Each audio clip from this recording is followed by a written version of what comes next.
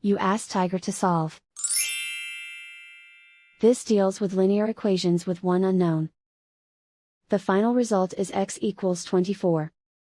Let's solve it step by step. Group all x terms on the left side of the equation. Subtract 0.75x from both sides. Group like terms.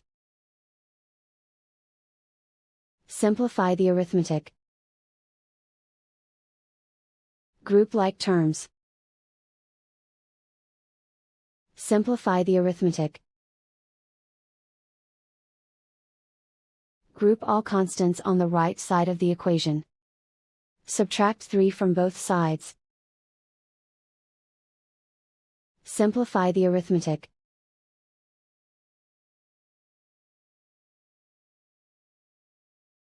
Isolate the x.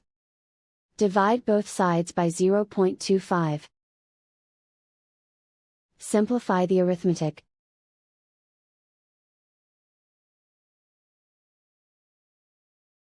And so the final result is x equals 24.